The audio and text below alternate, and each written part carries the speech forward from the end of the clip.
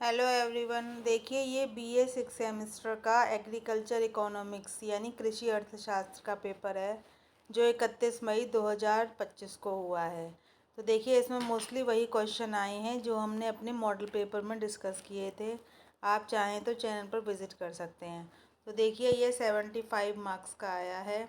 सबसे पहला इसमें है attempt question from all section as per instruction.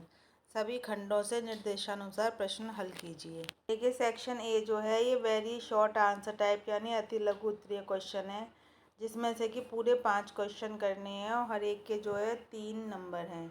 ठीक है, यानी कि और 75 शब्दों में ही इसका आंसर देना है। सबसे पहला है फूड सिक्योरिटी यानी खाद्य सुरक्षा से आप क्या समझते हैं। ऑर्गेनिक फार्मिंग यानी जैविक खेती क्या है। थर्ड क्वेश्चन है कृषि में फसल बीमा का क्या महत्व है, यानी क्रॉप इंश्योरेंस क्या होता है एग्रीकल्चर में।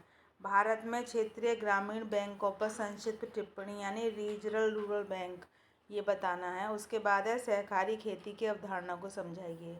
उसके बाद सेक्शन बी है जिसमें कि हमारे शॉर्ट आंसर यानी लघु उत्तरीय प्रश्न हैं और इसके जो नंबर हैं वो 7.5 नंबर हैं और वो 200 शब्दों में आंसर देना है। इसमें केवल 2 क्वेश्चन बताने हैं 3 में से। पहला है भारत में भूमि सुधार यानी लैंड रिफॉर्म पर टिप्पणी लिखनी है। उसके बाद नाबार्ड का रोल जो है कृषि वित्त पोषण में ये बताना है। उसके बाद है कॉवेव मॉडल को उपयुक्त रेखा चित्र द्वारा समझाना है। उसके बाद देखिए सेक्शन सी है हमारा, जिसमें से कि 5 में से किन्हीं 3 प्रश्न के उत्तर देने हैं। प्रत्येक प्रश्न 15 अंकों का है। इसमें विस्तृत उत्तर अपेक्षित है, यानी कि इसमें लिमिट नहीं बताई है, फिर भी कम से कम ये है कि 3 से 4 पेज का तो होना ही चाहिए। पहला है भारत में कृषि वित्त पोषण के मुख्य स्रोत कौन कौन से हैं।